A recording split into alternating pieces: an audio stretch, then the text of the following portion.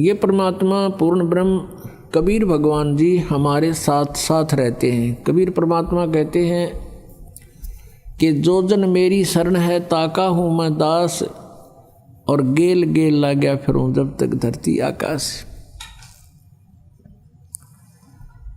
पुण्यात्मा, जो पुण्यात्मा अब भक्ति कर रहे हैं, क्योंकि अब ये प्राइम टाइम है भक्ति का, ये पिछली पीढ़ी है कलयुग में, और अब जो इस शरण में आ जाएंगे वो पार हो जाएंगे, और जो पार नहीं हुए तो वो यहीं रह जाएंगे।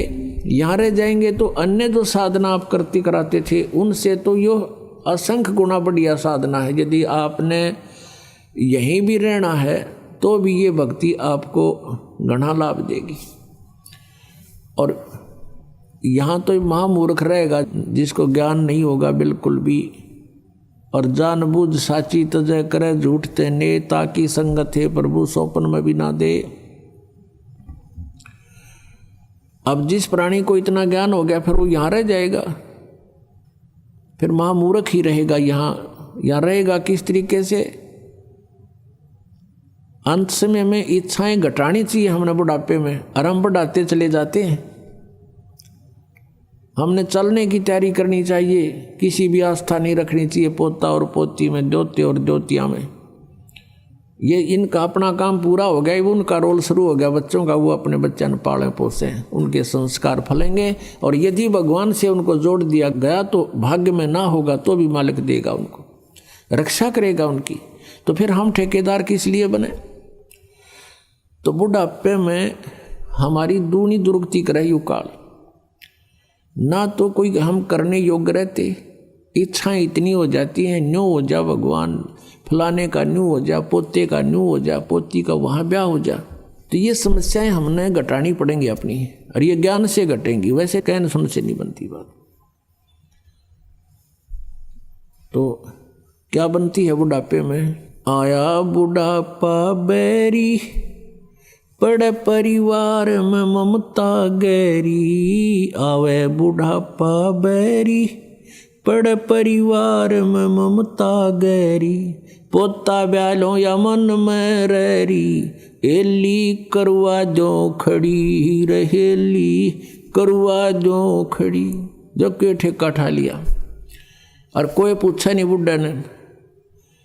बच्चे कोई काम करना शुरू करते हैं, बीच में जाकर खड़ा हो गया, नो नहीं भाई नो करो। वो करते होंगे उन्हें डिस्टर्ब करेगा। अब जो वृद्ध आदमी आज 70-80 साल का हो गया, उस समय जब वो युवा था, जो भी क्रियाएं करता था, उसमें वर्तमान के हर टेक्निक में अंतर हो लिया, तो उस वाली सलाह काम ना दे। और फिर जब वृद्ध हो जाएगा, यो ज्ञान समझ में आ जाएगा, फिर तो परमात्मा कहते हैं लोभी मन नाम सुमर ले रे, तू जीवित मर ले रे, फिर जीवित मर जाएगा। जितनी जैसी आपकी सोच समझ है, बच्चों को एक बार प्रार्थना करें और वो कहें कि नहीं पिताजी ऐसा करेंगे, अच्छा बेटा ले देख लो, ऐसा कर लो, फिर अपनी माला लेकर मुंह फेर ले, बात नहीं करे दोबारा, क्योंकि वो बालक नहीं है और परमात्मा उनके साथ है।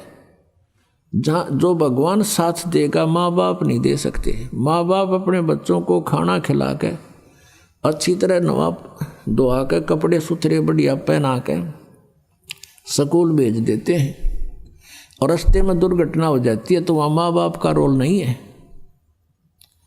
वहाँ किसका रोल है? भगवान का। जब वहाँ रोल भगवान का है इसी टिपिकल स्टेज पे, तो वहाँ क्या भगवान आंख मीच के बैठेगा आपके बच्चों के साथ?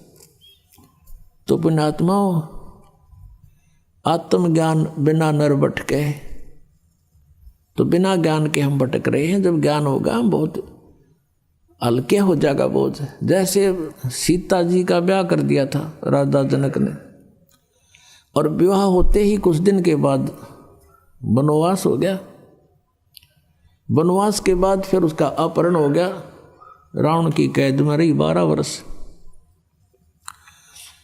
अब क्या राजा जनक इतना समर्थ नहीं था कि अपने दामाद और पुत्री को वहाँ अपने वन में बैठा लेता, जंगल में, अपने उसमें राज्य में, और वनवास का वनवास, और वहाँ सारी सुविधा देता उसको, वहाँ भिजवा देता सारा सामान खान पीने का। लेकिन नहीं, वो विद्वान पुरुष थे, उनको पता था कि हमारा फर्ज इतना ही था, इनकी विवाह कर दिया और इनका इब भाग फड़ेगा, हमारा बीच में डिस्टर्बेंस कति काम नहीं करे, हम मूर्खता करेंगे इनके बीच में बढ़ के, और हम बीच में पहले बढ़े, बच्चे का ब्याह कर दिया। वैसे तो सारी बात बिगड़ रही है, क्यों ना तो जहाँ हम लड़की का ब्याह करते हैं उनमें जो है भगवान का भय रहा नहीं, और ऐसा ही सतिथि अपनी है। लड़की का विवाह करते हैं, लड़की जाते ही तीसरे दिन फोन कर दिया कि मेरी सासू ने आज मेरे तय दूध ना दिया,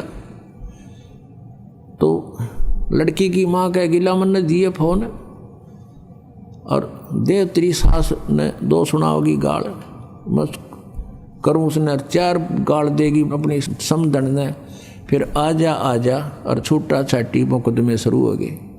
बता कोई बात है? छोटी छोटी बातों पर हमने पतंगड़ बना के इतना कहर मचा लिया घरों में। बच्चे को समझाओ बेटा, अब घर ये नहीं रहा तेरा घर वो हो गया है, और अपने प्यार से रह, अपने माता पिता की तरह व्यवहार कर, अपने घर में जगह बना, प्यार से रह। तो हम पहले बच्चे नौका के में होता, मैंने बताइए तने कोई कुछ कह देता है तो बालक तो फिर बालक का हुआ, थोड़ा सा कंधे जब फोन कर दे, होगी अशांति शुरू।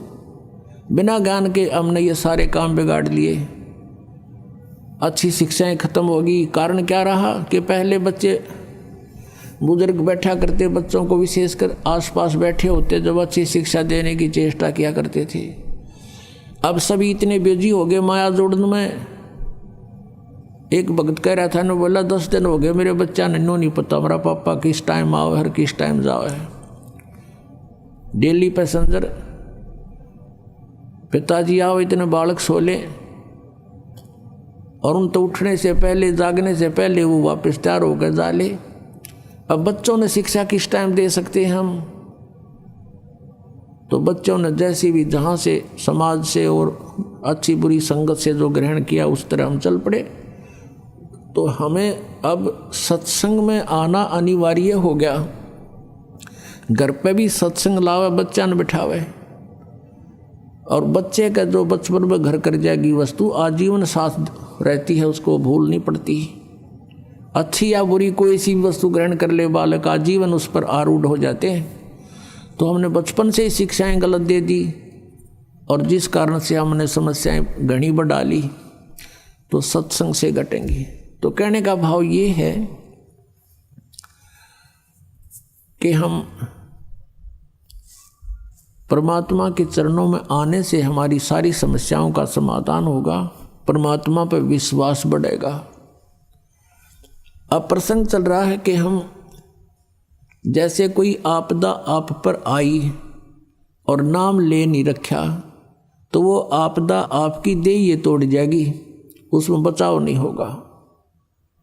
बचाव करने के लिए हमने कुछ करना पड़ता है, और वो परमात्मा जिसकी शरण में आप कभी रहे हो और पार हुए नहीं, और फिर आप दोबारा भटक रहे हो, तो फिर उस मालिक को पता होता है। कहता है जो जन मेरी शरण है ताका हूँ मैं दास, और गैल गैल लाग्या फिरूं जब लग धरती आकाश।